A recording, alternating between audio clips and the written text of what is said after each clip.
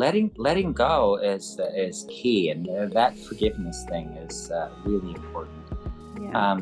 The next step with healing your heart is connecting with others, and that it follows, right? As soon as you can forgive and let go of things in the past, then that allows you to connect with not just the person that may have hurt you or whatever, but allowing you to connect with other people too, and being generally more open because you've forgiven and let go of your bitterness and anger in life.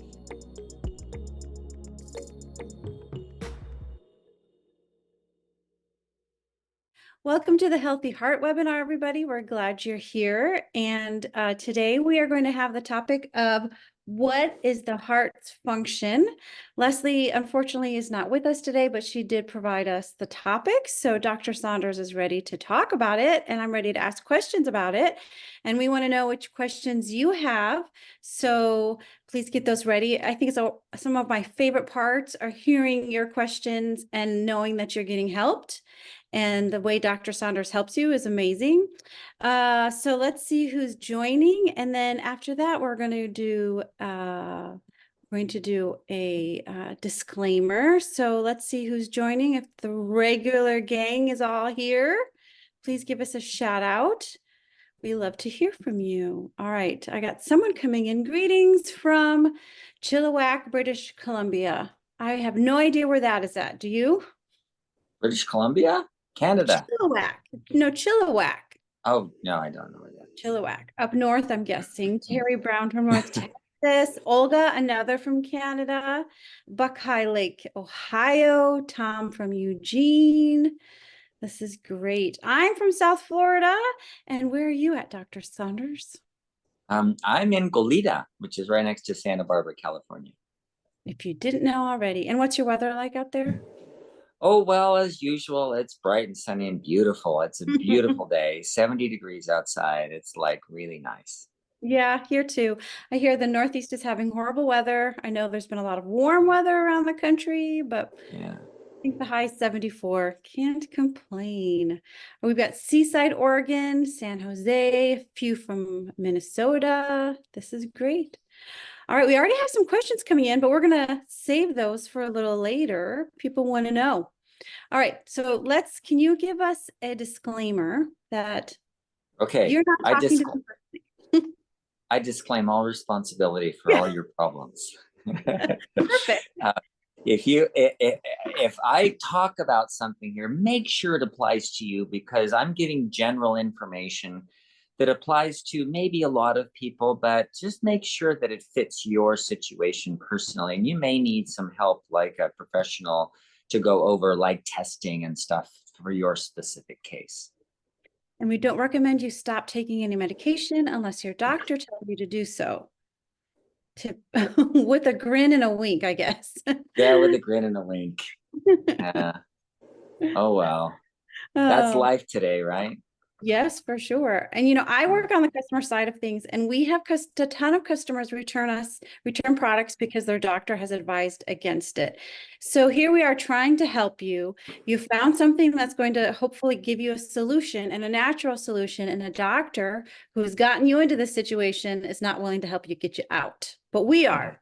So all that to say, let's get started with today's topic is what is the heart's function? So, Dr. Saunders, why do we have a heart? Well, because that's what connects us with other people. It's our heart. So I knew you were going to say that. if you define the heart, if you look through like poetry and writing and scriptures, and they mention the heart, what are they always talking about? They're talking about your deepest wants, needs, desires. It's what you really love, right? It's what attracts you. It's what brings you in. And that's always associated with the heart.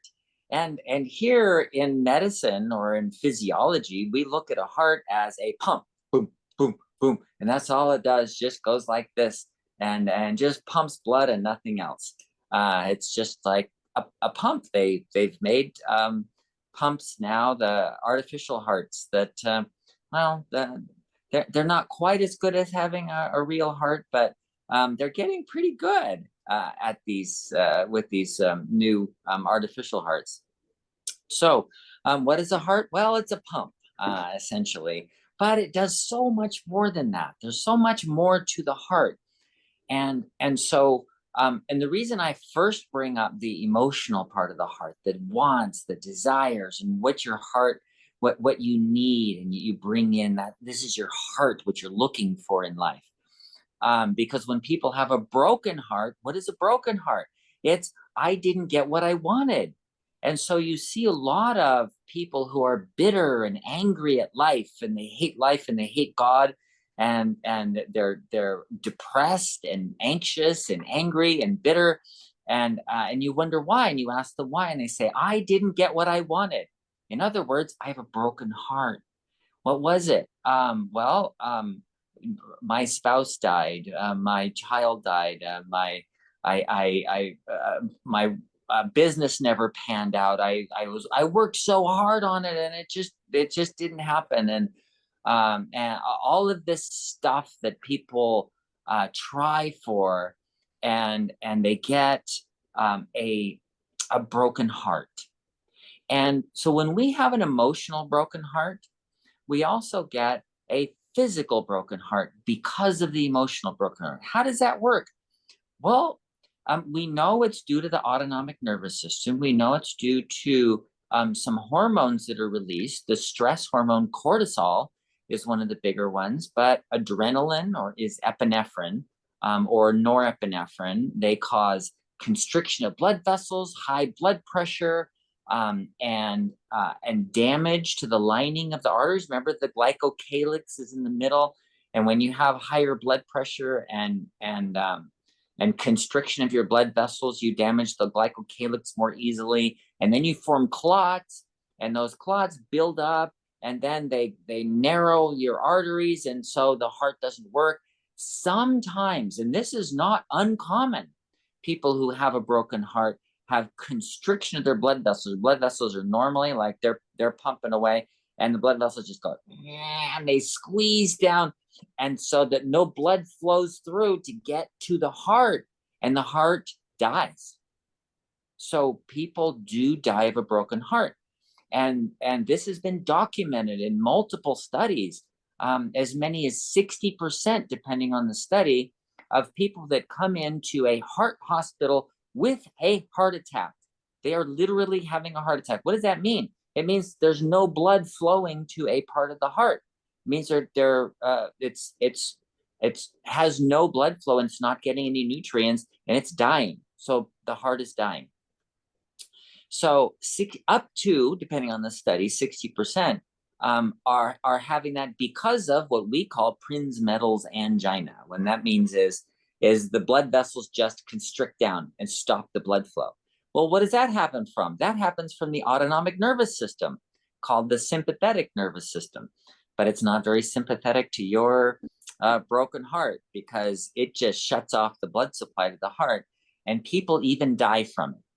So it's not a minor problem. It's a big problem.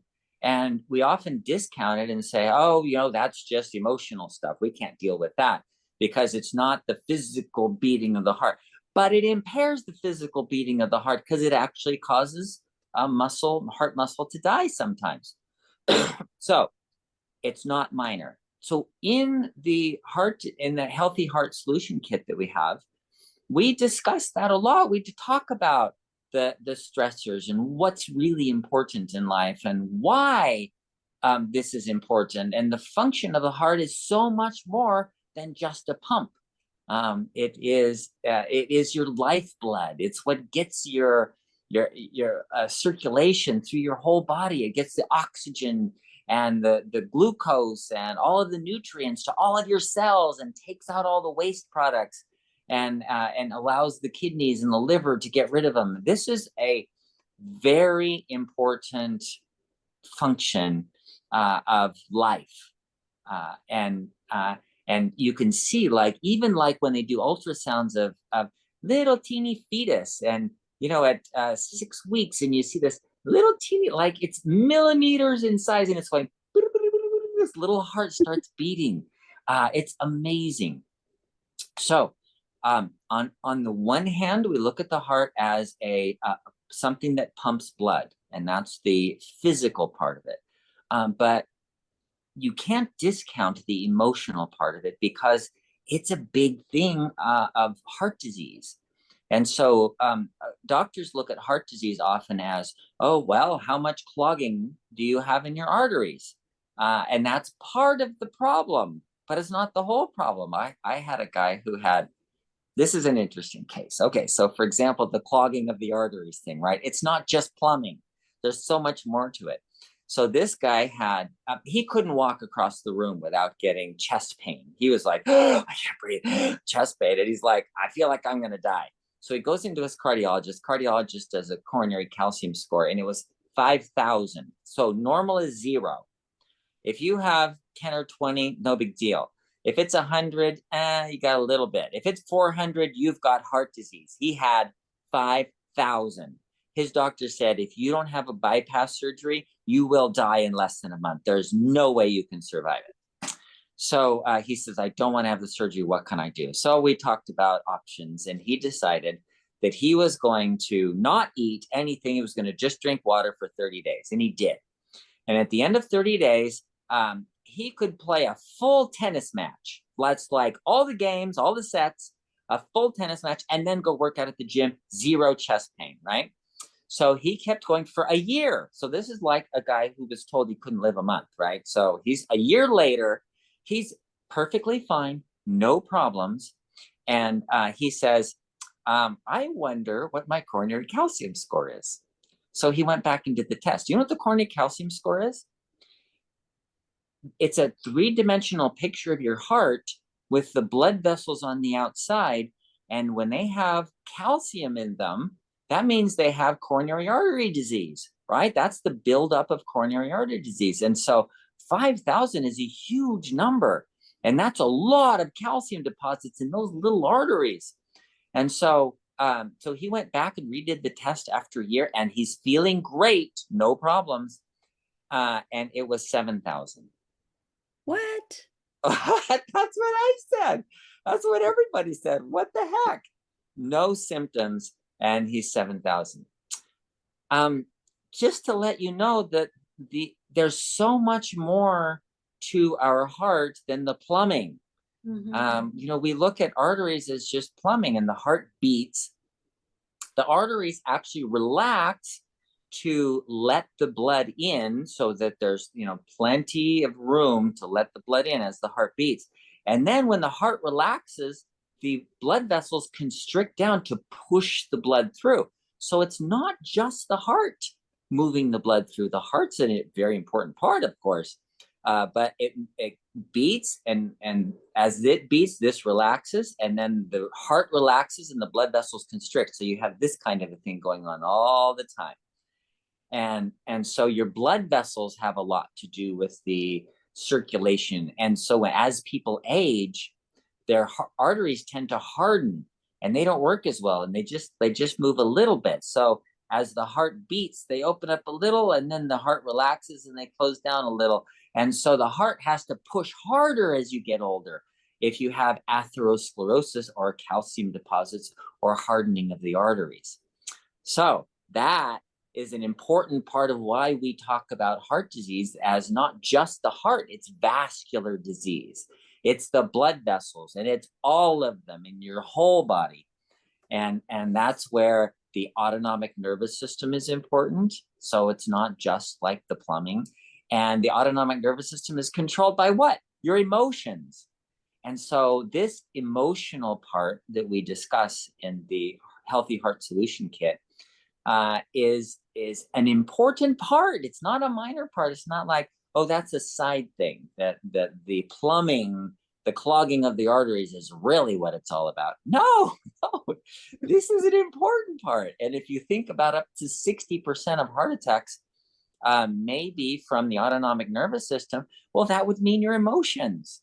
So it's really important that you take care of your heart on all levels. Take care of your physical heart. Make sure it beats right. Give it the right nutrition. and avoid clots and inflammation. All of that is an important part of what we talk about, the biochemistry. But there's also the emotional part, and that's your heart too. It's not just that physical organ that beats. The heart is also the emotions that you have. It's the core of who we are. And Yeah. we say that lightly. A number of webinars ago, we went through the stress test that we have in the Healthy Heart Solution Kit. And you're talking about emotional stress that we put on our bodies. And I think a lot of people are here wanting physical answers to their physical problem. And you're kind of turning it, saying there is a lot of emotional variables in how well our heart functions. So you've often said that out of the study that AI put together, of all the studies of heart, stress was one of the top factors. And so you're saying some of it's emotional stress. So where do you start? If you have all these emotions, bitterness, anger, how do you start to heal your heart? Oh, that's a great question. Letting go. That the place to start is letting go. So if you think of when you're climbing a ladder, in order to move up to the next rung, you have to let go of this one first. You can't move on to climb the ladder until you let go. If you're stuck, that if you say, I can't let go of this thing that I have, whether it's bitterness or anger or someone that you need to forgive and let go of that. If you can't let go, you can't move on. That's really the first step, is letting go. Mm-hmm. I just want to take a note. I'm seeing some chats with questions. Put your questions in the Q&A. We will get to them because we have a number of them already. But if you're one to let go, is it something you can do by yourself? Is it something you need to talk to someone about? Is it okay? I let Yes, all anger of the towards my above. mother. What was that? I said, let's say I have anger towards my mother. I just let go of anger towards my mother. Is it that easy? For me, it hasn't been that easy, and not for my mother. I don't think I've had mother issues. I really love my mother, um, but for other things I have. And okay, I'll give a personal example because it illustrates part of letting go, of reframing the situation. When I was early on, it was actually 20 years ago, when I was starting a new practice. Someone asked me to do a house call. I did a house call, and I thought she had maybe a gastroenteritis, and it turned out it was appendicitis. And so I ended up in a lawsuit over it, a missed appendicitis. And it's a common problem, and it's not something you can diagnose at home. And she went to the ER, but the ER said, no, it's probably gastroenteritis. And so anyway, there was this problem, this lawsuit. She lived, but she had to have part of her colon removed and all that. So and she happened to go to my church. And so I was, it's kind of uncomfortable, when you're in the middle of like this struggle, this lawsuit with somebody you're in the same church. How does that work? Well, I struggled with it for a while. And one day I was sitting out in the foyer, and I saw her in the chapel, and I kind of I prayed, and I asked, how do I let go of this? How do I let it go? It hurt me so badly personally, and she was hurt so badly. I can see both sides, but how do I let go of it? And then immediately, uh, God reframed it for me, and said, she had to suffer so that you could learn humility. And I was like, oh my gosh, that was something that I knew I needed to learn. And so now to look at it from a completely different point of view and say, oh, well, she actually suffered for my benefit. That was a benefit to me to learn humility, as something I really needed, and my wife says I still really need. That to be able to look at it from her point of view, and see how I was benefited. So it turned into, instead of somebody who hurt me, somebody who helped me. And so you don't have to forgive someone who helps you, right? Because that's actually, you say thank you. And so I did. I went up to her and I thanked her and I gave her a hug, and I talked to her for a little while, and so we're good still. And it was the reframing of it from a how does that help me? How did that benefit me? And I don't know. It took prayer for me to get there. I have a similar example of how prayer helped me. My husband has a friend, a long-term friend, and my husband has gifted him at Christmas and at birthdays, always been generous. And my husband hasn't received much from him, but we just love on him anyways. He's a friend, regardless of what he gives us. But at one point he gave us a gift and I felt like he was making a big deal out of it. And how could he be making a big deal of it? And I was angry and I could feel my blood pressure rising because someone was giving my husband a gift. Like, how bad could it be? And I was praying and I just felt like God said, his debts are forgiven.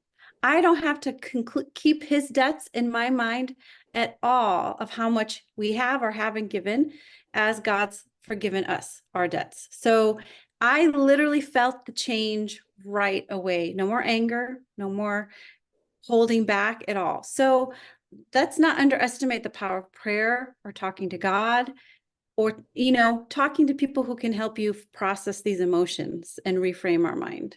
Yeah, letting go is key, and that forgiveness thing is really important.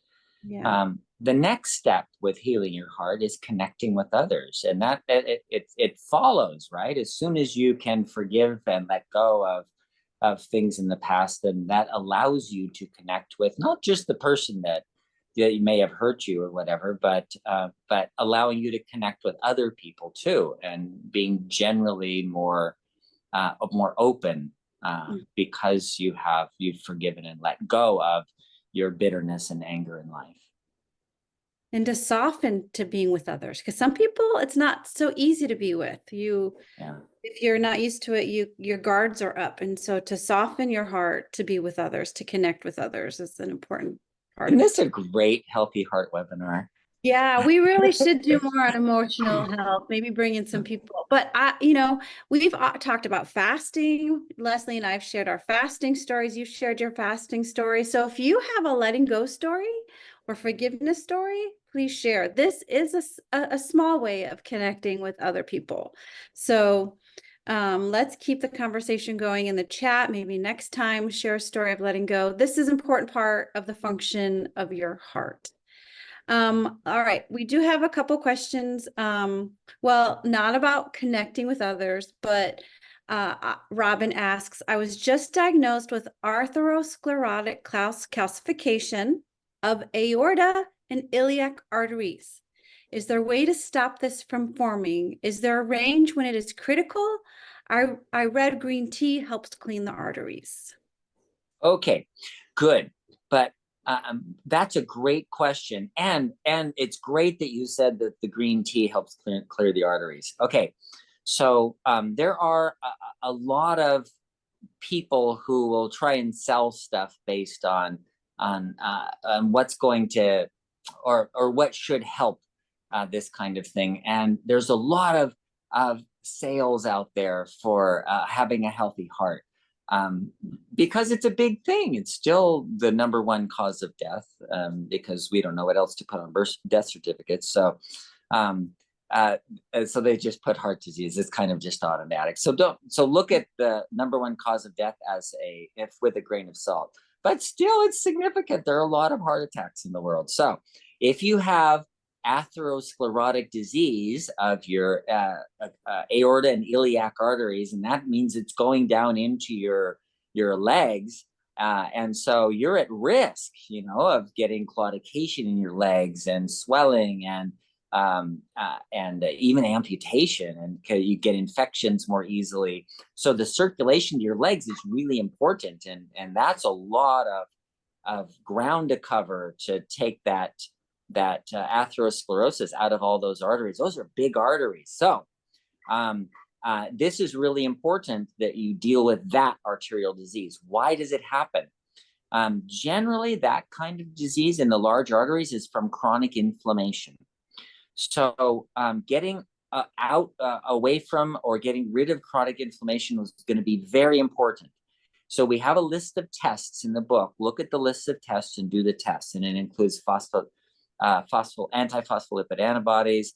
It includes the omega-6 to 3 ratio. It includes C-reactive protein and erythrocyte sedimentation rate. So there's that list of tests. Do the test, find out where your inflammation is, and then you can get rid of the inflammation. The other tests in there are looking at your ability, you're making clots. Inflammation is one of the reasons you'd be making clots, but there are genetic reasons too. And you should know about those if you have factor V Leiden, for example, or if you can't break down clots. So that's a genetic thing, and that would come up under the lipoprotein A, LP little a, not lipoprotein A1. That's a different one. It's LP with a parenthesis little a, and that's a genetic lipoprotein that prevents the breakdown of clots. So you form the clots and they don't dissolve, so they calcify, and that's where you get calcification inside your arteries. So looking at all of those things and saying where the problem is, and that's why I wouldn't recommend, just take green tea. Well, is that going to deal with the problem? I don't know. I don't know what your problem is. Just having atherosclerosis is just a symptom, and it's a symptom of a lot of different problems. So finding out which problem it is the first thing to do. All right. And Robin, who do you have to forgive? Who do you have to let go?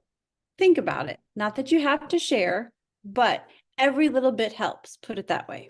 So we do have an amazing story from Michelle. She says, I was abused sexually starting at 1 year till 6. I'm so sorry. And beaten for no reason in an alcoholic family. With yoga leading to spirituality and prayer, it is healed. It took years because some I don't remember till I was 50 years old, but it's healed. So that's the story of healing some emotions and some deep physical wounds, I'm sure. Thank you so much for sharing, Michelle. Here's another story. Kim, not a story, but a question. I have a CT lung scan this coming Saturday. I have 5 nodules that need to be watched. I also have 60% clogged arteries. I am worried. What natural ways should I look at? Don't like lab-made drugs. Okay, good. Well, 60% clogging in your arteries, that's significant. That's a lot. And the reversing of that is going to require that you make more of that glycocalyx, which is the lining of your arteries that allows the blood to flow and prevents clots from forming. And so making sure you have enough of that glycocalyx, getting rid of inflammation that I just talked about before from the aorta and iliac arteries. And then one other thing, that if you already have a lot of calcium deposits in there, that can take the calcium out of soft tissues like arteries and put it into bone where it's supposed to be, is vitamin K. Vitamin K directs the calcium to be put in the right place so it doesn't build up in your arteries. So some people get calcium deposits in their arteries just because they're taking extra calcium. So they're popping calcium pills and their calcium goes up, and the body doesn't have anywhere to put it because there's no vitamin K there, or not enough vitamin K. So it just starts depositing wherever there's a little bit of inflammation. And so you get these calcium deposits all over the place in all your arteries all over. So one thing that has been shown to be able to actually remove it from there and put it back in the bones where it belongs is vitamin K. And it seems, the studies are kind of preliminary, but it seems like vitamin K2 is the best form. The K1 comes from like kale and spinach. K2 comes from fermented things. So anything that's fermented is going to have K2, even cheese and I don't know, natto and miso and um, uh, kimchi and sauerkraut and all of the things that are fermented, because the bacteria make the vitamin K2, whereas plants make vitamin K1. So they both work in the same sort of way, but it seems like K2 is stronger as far as removing it from the soft tissues, from the arteries, and putting it in the bones. So either eating those foods, fermented foods, is a great idea. And for a lot of different reasons, you get the probiotics from that too. So that's a good idea. But also you can supplement. And if you're supplementing vitamin K2, I usually recommend about around 300 micrograms a day. 300 micrograms is an adequate amount, and it seems to be about the right amount for doing that. There is one company, Life Extension, that makes a 45 milligram dose of vitamin K2. And I've actually recommended that for some of my patients that have severe calcium deposits all over in their arteries, like you were mentioning. So that might be an option too. Along with getting rid of the inflammation and stuff. Don't just think you're going to pop a pill and make it all better. You know, you've got to make sure you're not continuing to cause the problem. Yeah, she says she's taking K2 and D3 gummies. Okay. Usually the gummies are relatively lower dose. The D3 should be around 5,000 milligrams. We have a supplement for diabetes called Synachroma that has the 5,000 milligrams of D3 and 300 micrograms of K2. And it was formulated for, diabetics, but it's perfectly fine. I use it as a supplement, and my family members do. So yes, I am putting our website down for you. It's bartnutrition.com. You can buy Synachroma there. Use webinar 25 for a discount. So I love some of the other stories that are coming in about emotions. So Butch says, having come up in a very negative family situation, I've come to block out almost all negativity around me and have learned not to hear negative statements and avoid negative people. Wow, that is really interesting. Accentuating the positive and eliminating the negative is actually useful. It changes the way you see the world.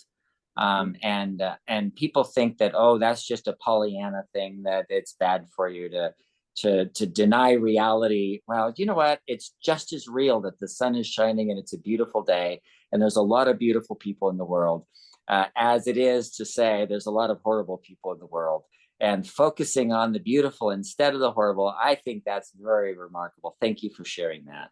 And can't you even change your DNA this way? Yeah, it does. It does. It changes. Well, it turns on and off certain genes. Yeah. It actually is a DNA thing. You can change the way your brain functions, how much neurotransmitters you're making, and your happiness factor. Yeah, someone just wrote in, don't watch the news. You know what? That's a solution to a lot of problems. Yes, for sure. Speaking of supplements, Tom asks, I cannot find berberine on your website. Do you still have it available? Unfortunately, we are out of stock of berberine at the moment, but we're scheduled to get it sometime in March. So stay tuned, ask again. Won't be February, probably closer to March. We will have it available for you. Yeah. Okay, so Eugene says, I have heart disease. I have heart disease 8 years ago, and I had 3 stents put in. Will I ever be able to stop taking statins? Oh, yeah. Okay. Okay, remember that that I didn't tell you not to take your drugs, right? Okay. Just saying that statins are pretty useless for that, but besides that, yeah. So if you have stents, you depending on the type of stent you have, you may need blood thinners, and so that's something I would not say just stop those. You have to work with your doctor on those, because that's a different issue entirely. But the statins, are not useful for that kind of thing. So you're much better off doing something to reverse the heart disease than to take statins. Statins have never been shown to reverse heart disease. What they do instead is slow the progression. If they do anything, they slow the progression. It's still progressing. It's still getting worse. So what you want to do is reverse it. And reversing it is why we wrote the book, The Healthy Heart Solution Kit. Yes, that is the Healthy Heart Solution Kit here. This is what it looks like, and I will put it on bartonwebinar.com. You can again buy it there. And if you get it online, it's cheaper, and then you get just the electronic version, digital version. Yeah. Digital is $19.97. You can download it instantly. You can read it on your phone, your tablet, or your computer. If you buy the printed version, it's $19.95 plus shipping and handling $9.95. I personally like the printed version. I love having something in my hand, but it's both the same thing. The nice thing about the printed one is you can have, like, there are some wonderful recipes in here. You can put those on your counter and look, and I need to look at and follow a recipe to cook sometimes. So that's one benefit of having the book. Here's a different question. Can the 610 reset improve spinal stenosis, or what can reverse this condition without surgery? Ooh, okay. Spinal stenosis, what that means is there is a hole going down through your vertebrae. Essentially, you have the vertebrae themselves, the body of the vertebrae, and then right behind it there is a foramen, an opening where the spinal cord goes through, and there's a fluid in there, and it circulates, and there's plenty of room in there for everything to move around, and you can move your spine anyway. Spinal stenosis means that foramen, that hole, is shrinked down, and so it's kind of pinching or impinging on your spinal cord. And that's what all your nerves from your brain is going down into your body. That's the control of your body is going through that. And so if there's a spinal stenosis, or if it's the root where the nerve comes out into the body, that can be stenosis too. That can be closed down. So this is not something that is a physiologic problem. It could be caused by having a lot of inflammation, having had an injury there at some point, builds up scar tissue, and then calcium deposits, and you can have arthritis also that can cause that, osteoarthritis, degenerative disease of the joints in the spine, or it could be a lack of blood flow, meaning your autonomic nervous system, again, just like we were saying, it can cut off the blood flow to the heart. It can cut off the blood flow to any part of your body.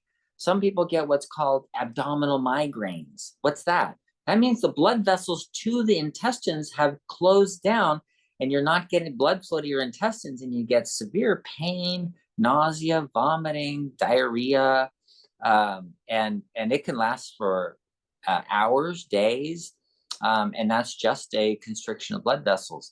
Migraine headaches, same kind of thing. So if it's a chronic kind of process that's caused this stenosis, sometimes you just have to have surgery to open it up. And then you deal with like the 610 reset to help repair all of the damage that's been done and prevent it from re-stenosing or closing down again. Sometimes you just need the surgery, and I haven't seen your scans, and I don't know how bad it is.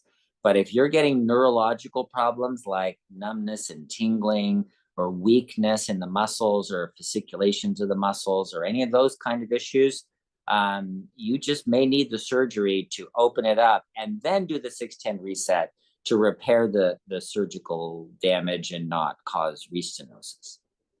Is there any connection between the heart and spinal stenosis? Do you possibly? Yeah, well, the sympathetic nervous system goes through the the cervical one. So if the spinal stenosis is way up high in the cervical region, it can affect the heart. It can affect the sympathetic nervous system. Okay. All right, Roy Ford says, there were 3 years ago when my wife passed away, I was struggling with chest pain, but never had a heart attack that was diagnosed. Now, 3 years later, on my EKG, my doctor says he sees evidence of a mild heart attack in the past. Is that stress of my loss a likely source of the evidence of a heart attack? And how do I deal with that kind of emotional stress?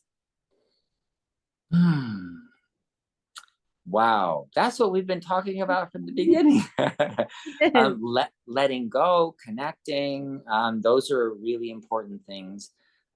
People do other stuff like meditation and prayer, and exercise is a great way to reduce the stress kind of thing. But the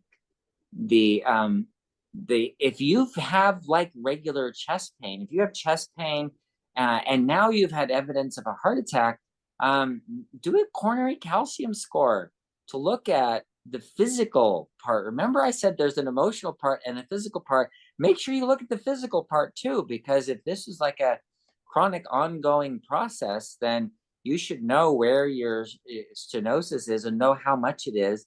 Because if you do a coronary calcium score, you're dealing with chest pain and all that, your coronary calcium score is 0, then dealing with it on a biochemical basis is not going to be helpful. And you just need to deal with the emotions, right? Whereas if you've got, a buildup of, over 400, 500, 600, 1,000 of coronary calcium score, then you need to deal with that on the physical level. So do the test first and find out what the actual problem is in your heart. So Eugene, who asked about the statins, here's an amazing testimonial from Tony. I have been taking Synachroma, Berberine, Healthy Gut Restore, and Berberine for 3 months. My doctor took me off statins and diabetes medication. In 3 days, I will be off the blood pressure medication as well. Praise God for the supplements, low carb cookbook, and exercise, which has healed my body. Great Good example. work. Yeah. Reverse heart disease, heart problems. That's amazing, Tony. Thank you so much for sharing. We love hearing your stories. I'm going to share that with other people in our team, if you don't mind. I'll keep you anonymous, but I want to, when we do what we do for you guys, and not everyone gets to hear the loving testimonials that you share. So I'm going to share it with some others, and we're going to celebrate you. All right. Maria says, I have been taking, but she doesn't say, for 3 years. The price has gone up considerably. My cholesterol is 123, my HDL is 47, and my LDL is 43. My triglycerides are 164, a little higher than the recommended 150. 164 is good for me, as it had been 200 to 300 for years. My cholesterol HDL ratio is 3. Do you feel that I still need this medication? I want out, but my doctor believes I still need it. What medication have you been taking, Maria? Or do you know what she's been taking? Well, it sounds like a statin, and based on those numbers. So we've discussed this, and if you go back in the webinars and look at the cholesterol one, then you'll be able to see what numbers are best. So it sounds like from your numbers that your cholesterol might be too low. The optimum place to be is somewhere around 220 to 250. That's the perfect cholesterol to have with the lowest mortality. As you drop below 200, the mortality rate goes up. So you don't want your cholesterol to be under 200. So if it's under 200, then you definitely should not be taking a medication to lower cholesterol. And your ratio is great. If you less than 5 is considered normal, under 4 is great. And so, being in the 3s is really wonderful. So based on your numbers, I would agree with you. Okay. Next is from Lisa. My cardiologist said that blockage of arteries is not reversible. Is that true? Also, are blood pressure meds the only way to lower BP? Lisa, you're new here, but let's talk about this. Yeah. So the if it wasn't reversible, well, there's been a lot of research to show it's absolutely reversible. Blockage of the arteries is absolutely reversible, and you can talk to ex-President Bill Clinton about that, where he had a bypass surgery, and they wanted to repeat it, do it again, and he goes, "What? You didn't do it right the first time? What's wrong?" And they said, "Well, no, they just clot off again." He goes, "Well, what can I do instead?" And they said, "Nothing." And that's typically what the doctors will say. There's nothing you can do about it. So he went and saw somebody, and went on a program, and completely reversed his heart disease, and didn't have the second surgery. It is 100% reversible. Dr. Dean Ornish did a whole bunch of research that proved that he could reverse, meaning you have a clog in your arteries, and now you don't have a clog in your arteries. And it wasn't surgically removed. With just a diet, exercise, and this is an important part of the program, is that his program includes that you connect with people. That's an important part of the program. So we started off with, what is the heart, and how we refer to the heart as maybe just a pump, or your doctor might just think of it as a pump, but there's a lot more to it than that. But yes, the heart disease is reversible, and the blood pressure will come down to normal when you have good circulation. And Lisa, you can learn more about it in our Healthy Heart Solution Kit. We do have a Healthy Heart supplement that's specifically for supporting your heart. You can find that on our website as well. So we're here for you in many ways: books, supplements, webinar. Get what you need and help start doing something. All right. Anonymous says, I have developed an irregular heartbeat since my vaccine.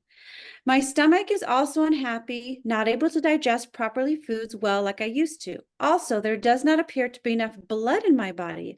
I guess my whole body is very run down.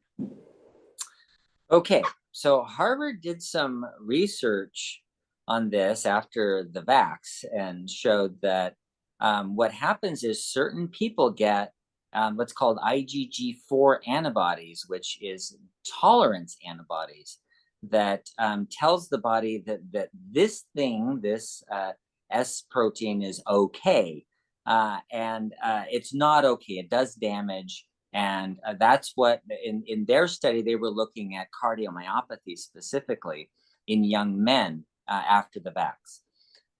But they compared them to another group of people that did not get cardiomyopathy. And the ones that got cardiomyopathy had persistent circulating protein, the spike protein. So, and that can cause damage anywhere in the body. So when you're saying stuff like, I don't have good circulation, I don't have enough blood, it may be because of damage that's being done by this protein from the vax. So what you need to do then is to get rid of that. And there's a protocol that you can follow. If you look up F as in Frank, LCCC protocol, you go on a website, and they will give you the whole outline. They'll explain everything, the details, all the research, everything you want to know is going to be in that protocol. And it's not a small thing. It's not just one or two things like a couple of supplements. It's kind of a big thing with different ways of handling it. So there's a tier 1 and a tier 2 and a tier 3 and all that stuff. So go onto their website, look it up, and start that protocol. And that should bring things back to normal. What is the name of that website again? F as in Frank, L as in Lamb, CCC, FLCCC. I think it's post protocol. Okay, I'm looking it up. I will post it once it's showing up as another website, but it's treatment protocols from the FLCCC Alliance. Yeah, so that's it. I will post that in a minute in our chat for you. Okay. Sheila says, I private sit, meaning a caregiver, for a living. Recently, I took a client to have a TEE and it was found that he has some blockage and mild aortic regurgitation, and has been referred to see a surgeon. And I was interested in knowing if the Healthy Heart Solution Kit helps so that he could reverse this disease.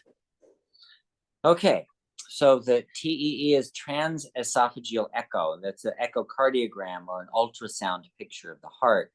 And the reason they do it from the inside is because they can get behind the sternum and they can see better how things are functioning. And the aortic regurgitation means that aortic valve, it's a 3-leaflet valve, and it opens up to push the blood out, but when it comes back down, it opens up a little bit on the inside and lets some of the blood back in, so that as the heart is relaxing, instead of all of the blood filling from the mitral valve coming from the lungs, some of it goes back from that body. So that makes your heart work a lot harder, so depending on how bad it is. So if it's mild, then you may not have to do anything. If it's moderate, then you might. And then if it's severe, yeah, you usually got to do something surgical. And they often do valve replacement in that kind of a case. So if it's causing congestive heart failure, then you may need a surgical intervention, whether that's repair or replacing the valve. So is there anything in the Healthy Heart Solution Kit for that? No, that's not what we do. However, there is an important part of this, and that is making sure the heart gets enough energy. So exercise is very important. If exercise is impossible because of the leaky valve and the dysfunction of the heart, then that may be one of the reasons why surgery might be necessary. So consulting with the surgeon, getting a second opinion, seeing what's there. If the valve needs replacing, it just needs replacing or repairing. Okay. Carolyn says, how does one combat the negative side effects of oral corticosteroids? My adult daughter takes Advair for asthma. Thank you so much. Okay, that's a great question. Okay, so what it comes down to is the corticosteroids in the spray do affect your adrenal glands. And so what do you do about that? Your hormones are stronger than anything else you can do. There is nothing that affects the body more. Every single cell, from your hair to your toenails, everything in between, has receptors for this cortisol, this steroid that you're spraying in for asthma. So there needs to be a way of getting off of that steroid. And so finding out why she has asthma and dealing with that. So sometimes it's allergies. I've found people with celiac disease that they go off weed and their asthma goes away. I've had people with deficiencies where they've added in B vitamins and magnesium. Magnesium's a big one to make asthma go away. Getting rid of inflammation in the body, other forms of inflammation, like changing the omega-6 to omega-3 ratio. I've had people with chronic infections in the lungs that have asthma. Asthma is just a symptom of a lot of different things, as you can imagine. And so the steroids just stop the inflammation locally, but they don't deal with the problem, the underlying problem. So if somebody has like a chronic aspergillus in their lungs or something, and so I recently had a woman who had been dealing with this for years. She had a pulmonologist. She's got the steroid inhalers and everything. And I put her on a nebulized silver, and it's a colloidal silver. It's not a supplement, it's a solution. And it's used for a lot of different things. In fact, they still use silver in eyeballs for little babies because it's the only thing that doesn't do damage to the mucosal membranes, but still gets rid of any kind of, whether it's virus, bacteria, fungal, it doesn't matter. So any potential STDs and all of that show up used to cause, cataracts and problems in babies' eyes. You don't see that anymore because they use silver.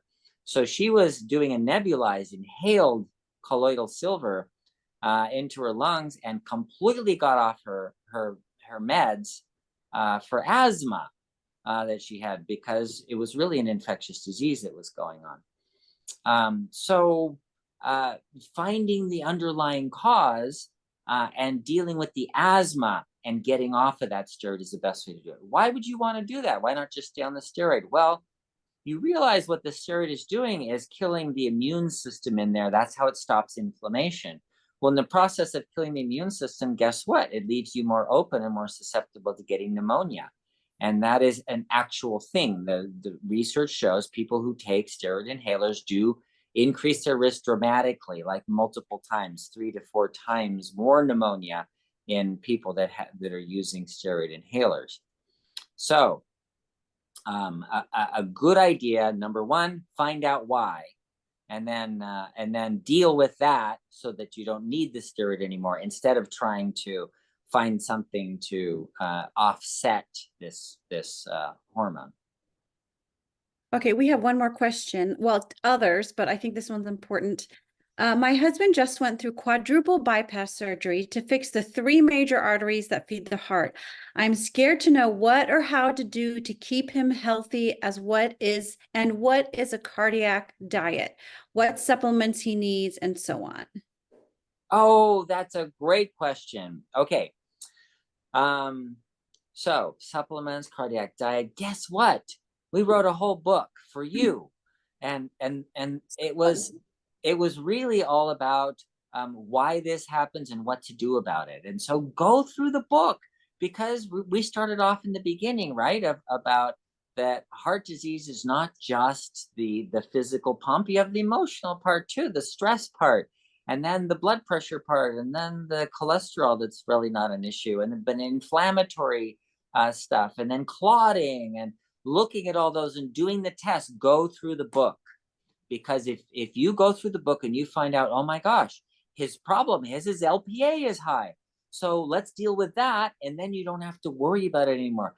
What about the diet? Well, if you have a genetic problem, then the diet's going to be a secondary thing. Yeah, you do the diet, but your primary thing is going to be, oh, we know what the problem is. Your LPA is high, so let's deal with that.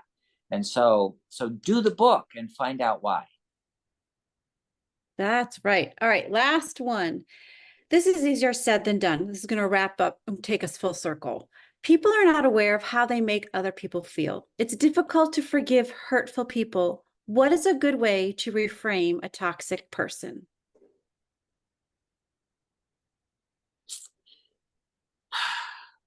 Some people, you choose not to deal with them because they're toxic.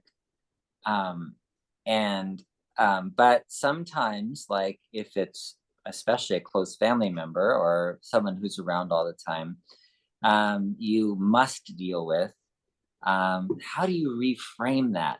I don't know, Cheryl, how do you reframe that? It's hard. If a toxic person is toxic, then I would say, put distance between you and them, but don't hold it against them. I think maybe recognize they're toxic, give yourself distance, but don't hate them because they're toxic. So that's dealing with your own heart. Yeah, I think so too. Trying to reframe it and look at it, I give them the benefit of the doubt and say, you know what, this is someone that I can't deal with just because they're toxic to me. But they may have had very difficult lives, and I don't know. But maybe that. What if I don't know your situation, but what if you asked them about their lives, and and found out, oh my gosh, this person was abused and is left for dead, and parents left them, and I don't know, something like that, and they're climbing up out of a hole that they dug into, or something, coming off of drugs. I don't know. People have a lot of difficulties to deal with.